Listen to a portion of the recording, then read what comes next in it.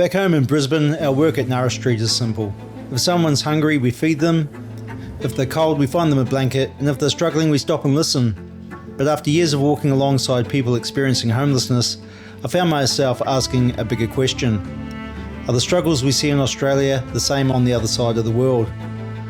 Not that long ago, I was homeless myself. I know what it feels like to be overlooked, to feel invisible, and to wonder if anyone notices you're there. I left behind my family, my community, and the people we support every week and travelled to America. I wasn't looking to compare countries or to point fingers. I wanted to learn and to see whether the need for dignity, hope, and human connection was really any different. What I found surprised me. The cities were different, the systems were different, but the people were the same. People carrying trauma, people carrying loss, people searching for hope, people simply wanting to be seen.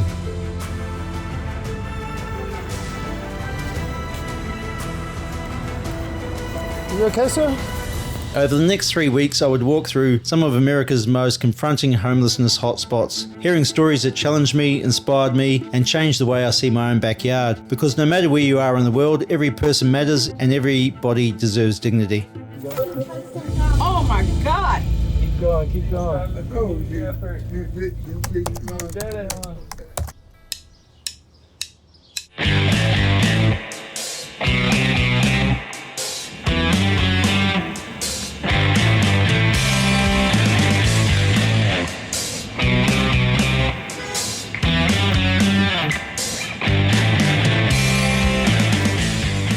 Good morning, everyone. This morning I'm with AP. She lives down here in Skid Row. Yes. How long have you been doing this? On and off for like 7 years. 7 years. Yeah. How do you find it? It's alright. It's not as bad as people would think. But long term, it's not ideal as you get older. Yeah. I think, well, when you're young, it's okay. But like as you get older, you want more security, more stability. You know. And how hard is it to get that security in around here? Like, is it hard to get housing? It's not that it's hard. It's just that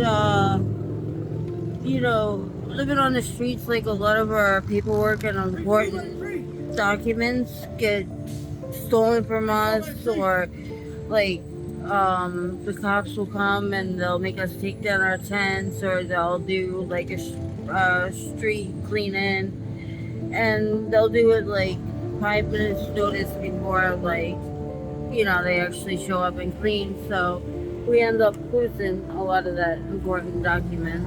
Right, and that makes it harder. That makes it harder. And how about shelters around here? Are they easy to get into? It's the same, more or less the same process. That I never fully tried. I know, like, there's some where you show up, like an hour before they open, but I always been pretty content with my tent. I have it set up comfortably. I'm more comfortable being in the tent than going to a shelter overnight. Yeah. And how about the violence around here? Is it bad? Sometimes sometimes it's very peaceful, and then other times it'll get a little hectic. I would say the main violence is between people in gangs or people that are maybe selling. I don't know. If you're somebody like me that kind of just like stays out of it and tries to go under the radar, you don't have too many problems. But every once in a while, you'll come across somebody that's maybe unstable, and that could be a little difficult. Do you mind if I show everyone your cool garden? Oh yeah, go right ahead. Thank you.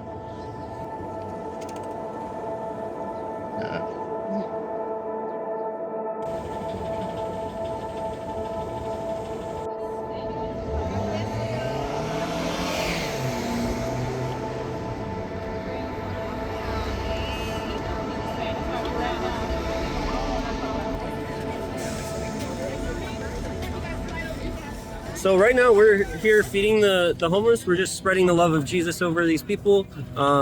You know, they're going through a lot of tough times, as you know, dealing with a lot of different things. So we just love on them. That's ultimately what we do. We just love on people because that's what God told us to do. Love Him and love people. I love that. So that's the heart of our ministry. And so, what sort of assistance do you give here? So we give food, socks. We have resource lists right here. So we have partnerships with different organizations, like housing organizations, like LA Mission and things like that, which are around here to just help feed them, clothe them, and get them homes. Get them off the street, out of addiction, into discipleship programs, different things like that. So do you find the majority of the people here want to stay here or want to be homed? Actually, a lot of them want to be home. We're so quick to judge them and be like, oh, well, they did it to themselves. But honestly, a lot of these people, they were World War veterans. You know, they're veterans. They were raised in a horrible neighborhood.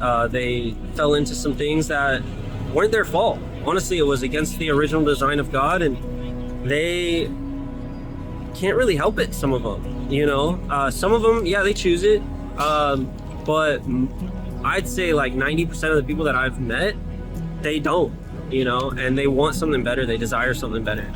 Do you find that there is enough resources here to help people, or are you always lacking?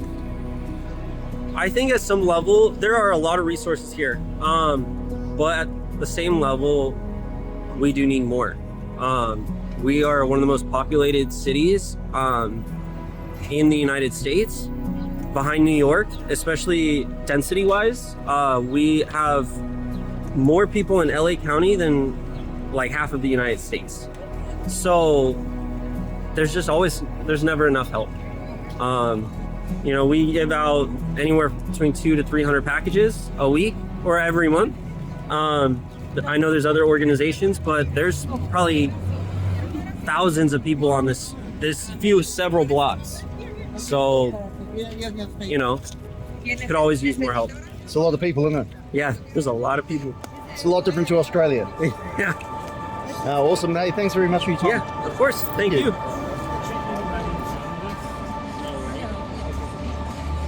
I'm on the streets of Skid Row, and today I met a wonderful lady. So, Hi, he doesn't know if I'm wonderful or not. He's assuming, but it seems like I am to him. yeah, I think you are. I know a good soul when I see one. Okay.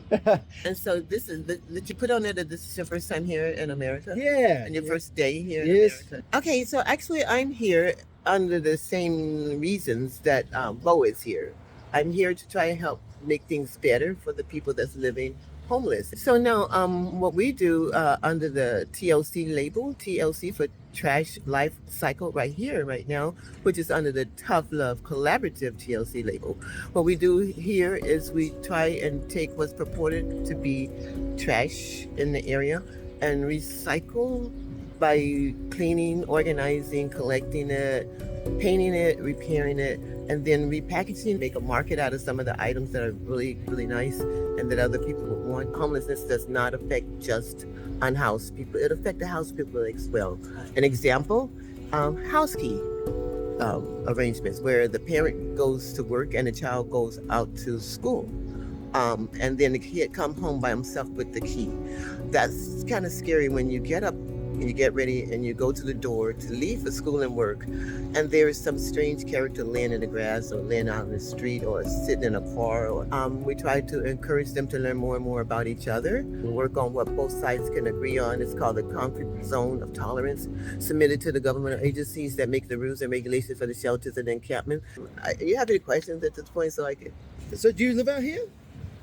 Do I live out here? I will do a 24-hour practically cleaning project. Wow. I clean when I first started out, which is it's going to be 4 years in July. When I first started out, I started out under fear that the government might come out and take so many other people away and put them up in places where nobody knows who is at.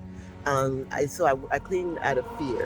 A festive Thanksgiving celebration on Skid Row. The Midnight Mission serving up thousands of hot meals to Angelinos in need of comfort, dignity, and a place to belong on this holiday. All right, my name is Andrew Linares, and I'm the Community Engagement and Volunteer Manager at the Midnight Mission. And that's been around since 1914, where we've been offering homeless services and 12-step recovery to our Skid Row community here in Los Angeles.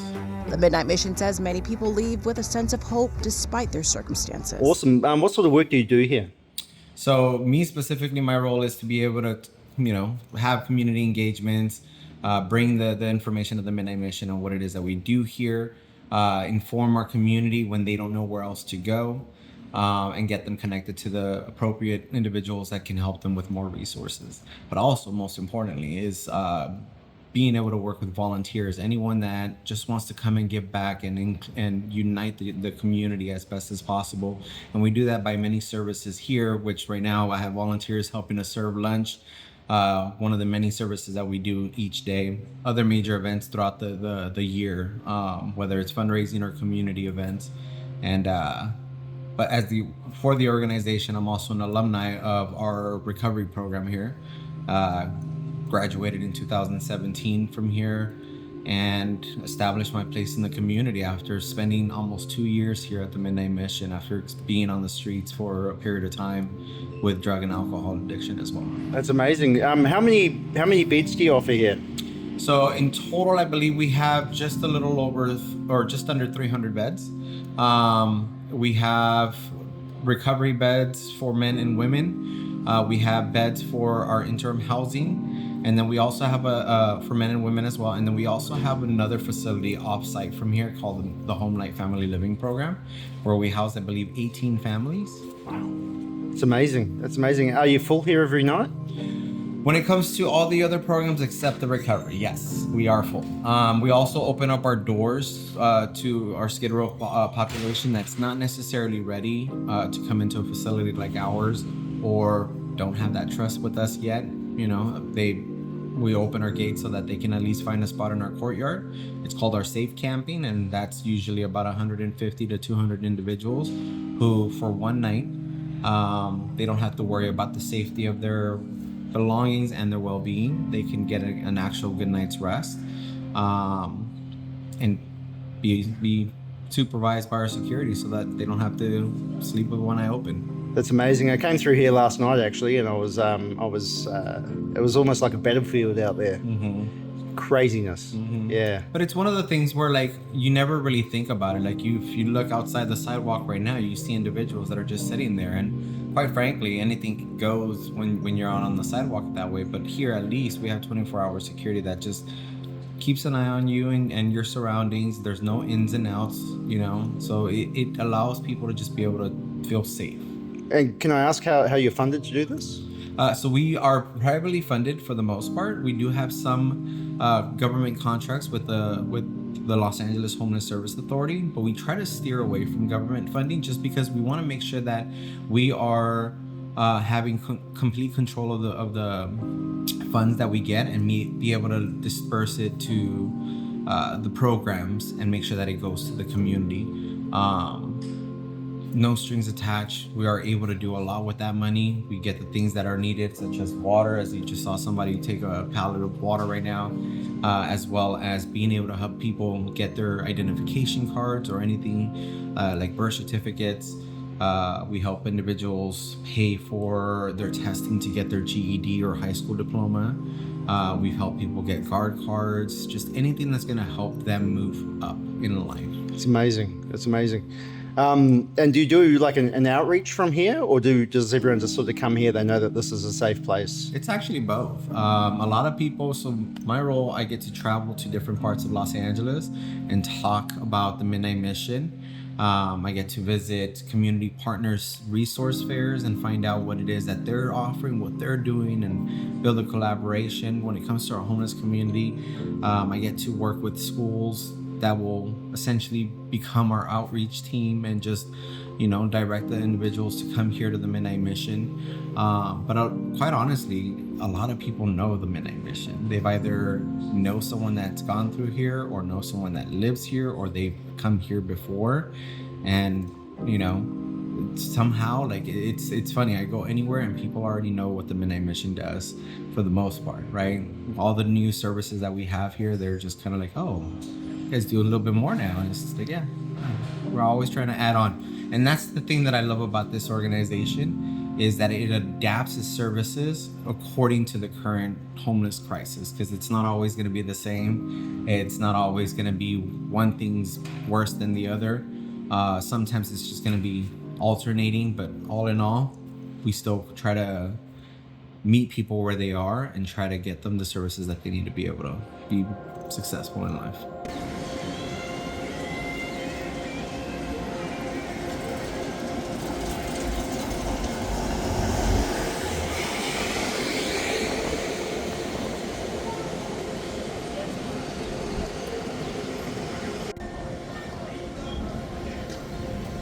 Hey guys, my name is Michael. I'm part of St. Verena and the Three Holy Coptic Orthodox Church, and pretty much every Saturday we come down. We set up food, make a warm meal for them. We have clothes, and yeah, we're just down here every week. We're praying with them and just being there for them. Yeah, so that's kind of what we do. That's awesome. So you come down every week? Every Saturday, yep. Every Saturday. How many people do you reckon you've seen today? Today, probably at least maybe 200, 250. At least we served about 200, 250 meals. And where do you get your food supply from? So all of this is from the church. Love it. It's mostly, if you notice, mostly youth, high schoolers, college people. Everyone gets a little bit of everything, and we just all come together and we start cooking at the church. And then it takes us about an hour and a half to make it. We drive about an hour here, and then serve for probably about 2 hours, and then we go back home. It's amazing. How many volunteers have you got out here today? Today, I think we got on the larger side. We're about, how many are we? Like 25? 25. Yeah. 25 volunteers. Yeah. It's fantastic. It's really good to see church groups out here getting involved. Yes. I don't see too much of this back in Australia, Okay. so it restores my faith Yes. in humanity and Christianity. Amen. Amen. Amen. Yeah, no, this is amazing. Thank you for the work you do out here. Thank you. If anyone wants to know more about your organisation, where can they contact you? Yeah, they can just go to thecocc.org. Thecocc.org. Thank you so much for your time. You're welcome. Thank you.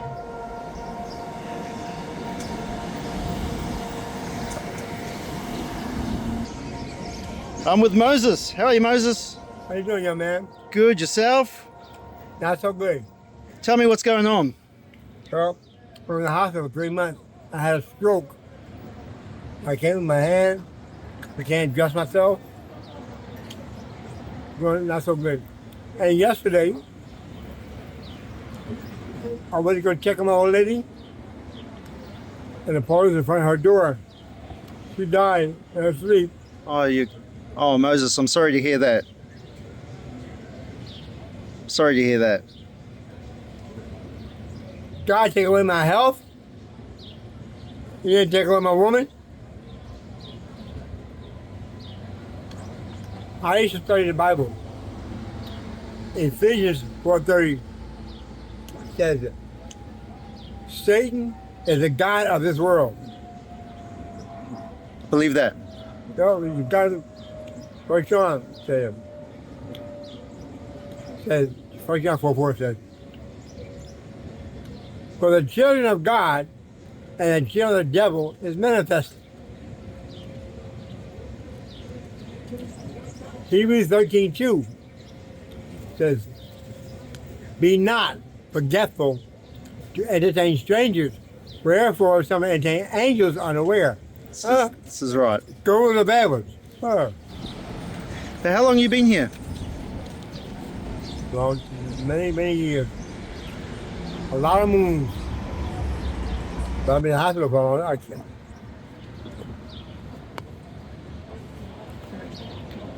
Oh, Moses. My leg is messed up. Took skin off my leg, right here. And this skin infected. And my life is all messed up.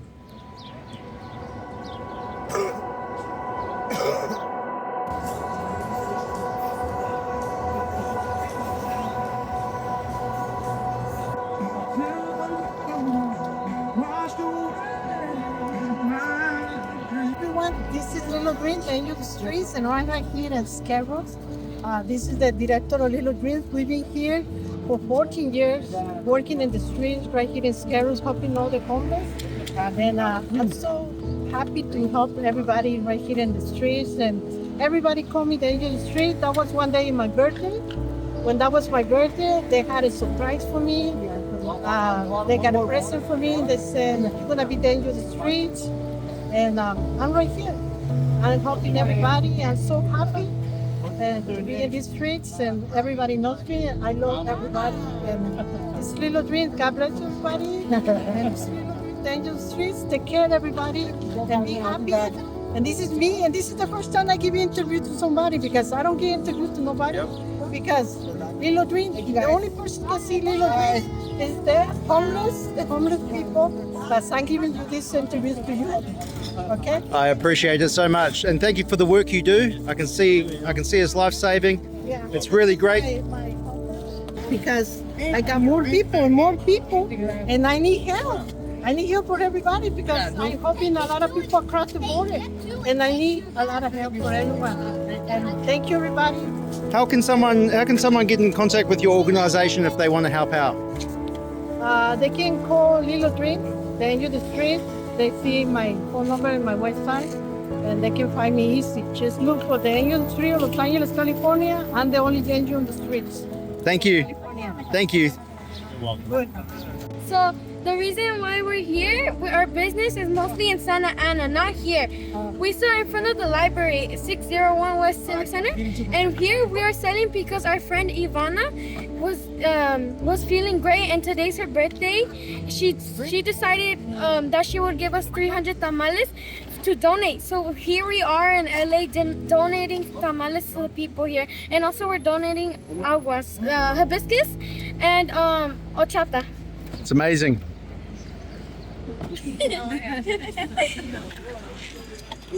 And it is good. It is good. Yeah? Okay.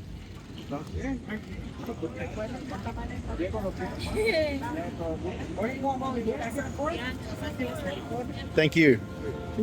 By this point of the trip, I'd stopped looking at America through the eyes of a visitor. The place fascinated me, the scale of everything, the endless freeways, the robotic cars driving themselves down the street, the cities that seemed to go on forever. Some days it felt like I was looking at the future. Then I'd turn a corner and be standing in the middle of a tent community talking to someone who had nowhere to call home. That contrast stayed with me. One of the richest countries in the world, I was seeing some of the most advanced technology imaginable, while at the same time meeting people who were struggling to make the most basic human needs. But what really stood out wasn't the problem itself, it was the response. Back home in Brisbane, charities play a huge role in supporting people doing it tough. Over here I saw the same thing on a much larger scale. Time and time again it was community organisations, volunteers, churches and everyday people stepping up, providing meals, healthcare, shelter and hope. I met people who had dedicated their lives to helping others not because they had to, but because they believed every person mattered. And the more conversations I had, the more familiar it felt. The accents were different, the streets were different, the stories weren't. People spoke about family, loss, addiction, mental health, and about wanting another chance. It reminded me so much of the people we meet every week through Nourish Street. When you sit down and really talk to someone, the labels disappear pretty quickly. What you're left with is a human being who has a story that deserves to be heard. No matter where you are in the world, people don't just need food, a blanket, or a roof over their head. They need connection. They need dignity. They need to know that somebody sees them. And standing on the streets of America, thousands of kilometers from home, I realized that part never changes.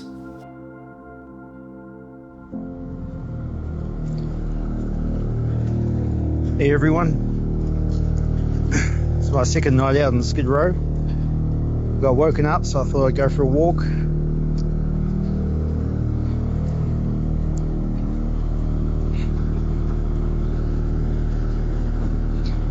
Got the fire department here. So I just hopped off the plane and I arrived in LA, and I thought, you know what, I'm only a couple of minutes away from Skid Row, I'd go for a walk down there. So I arrived down there.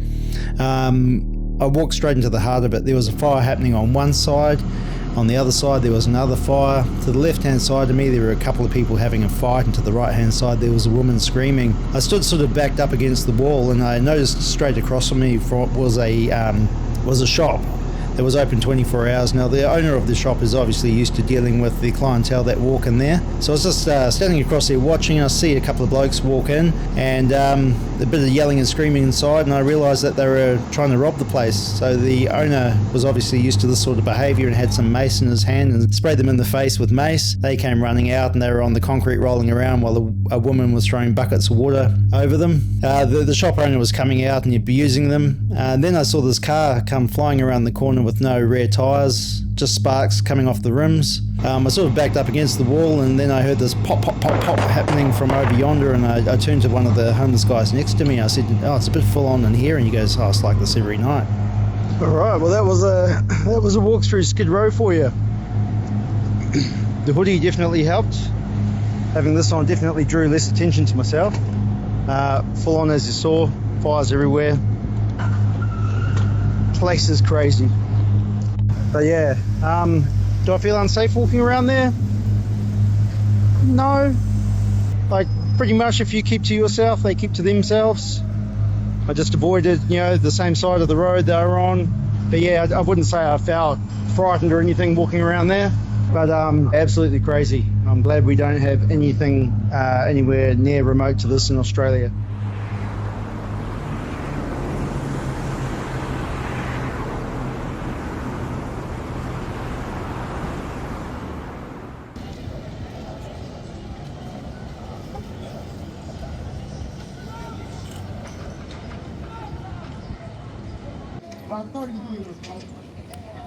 So I'm here on Skid Row. Just met the mayor of Skid Row. It's not easy when you're trying to touch people's life and make a difference. But it takes people to care. When people care, people's life change. But it takes a lot of work to watch it unfold. Right now, the city is a disaster here in Los Angeles. We got over 78,000 people still living on the streets of Los Angeles. We got the people in office who ain't doing nothing to help the people, but we out here with our boots on the ground making a difference. I want to always continue to remind and thank the volunteers for what they do. Without volunteers, it would be pretty hard for us to continue to do what we do. And he runs Humanity Heroes. And this is the list here of everybody who's waiting for medical support. Hi, Michael Sean Wright. I am the founder of woundwalk.org. We are America's largest street medicine team. We're here on Skid Row every single week. Our federal judge, Judge David Carter, asks us to come in. The biggest thing here about Skid Row is that you need community buy-in. It may look, it's very chaotic here, but this is a community, and we're going into somebody's homes here. So we want to show respect. We want to give them dignity. We want to see them as the whole person that they are. Here in America, we decided that it would be a good idea to centralize social services on the West Coast during the Depressions. Skid Row was born. You'll see historic pictures of very long soup lines. Folks who had migrated from different parts of the country, they came here looking for work. And then when they couldn't find any, they ended up on Skid Row. Skid Row is infamous. We have the largest concentration of unhoused people here anywhere in the world. It's right here, with the exception of countries like India, other countries. But here in North America, this is the concentration. This is the epicenter. And what we see here are wounds from neglect. People are not able to put flowing clean water over their wounds. They become infected. Also, there's substance use disorders here. People are in pain out here, and for $5, they can forget their troubles for a little while. Here on Skid Row, we still have crack cocaine. It's kind of transitioned over to fentanyl. Fentanyl is not the same fentanyl that we find in the surgery center, which is an anesthesia.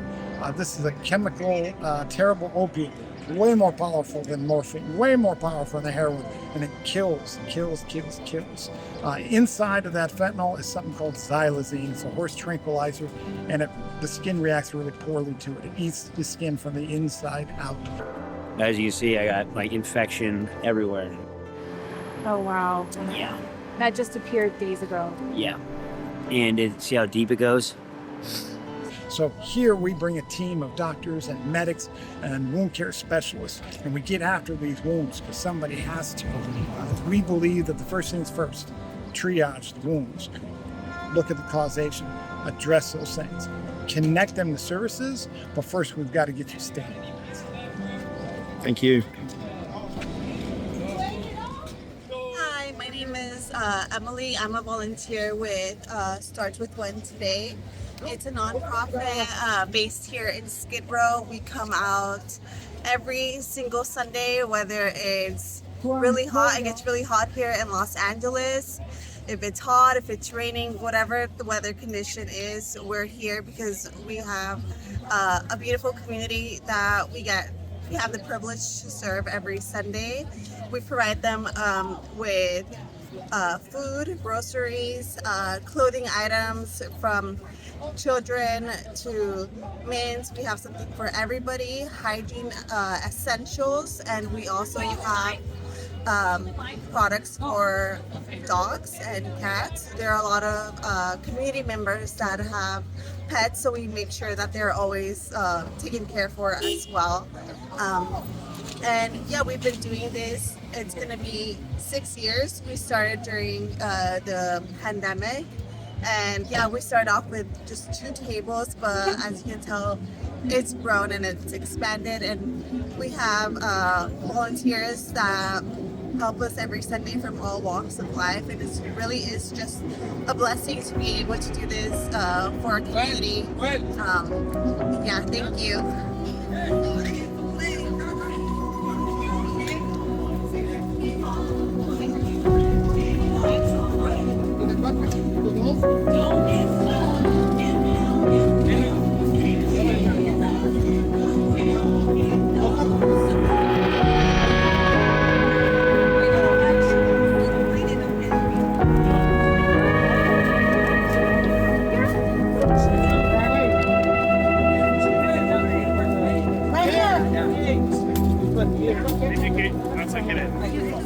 Sorry. Yeah, I'm at Skid Row here on this beautiful Sunday.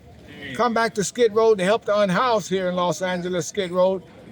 We will continue to help those people because we know that their life has been very shattered, not only across Los Angeles, but across this country.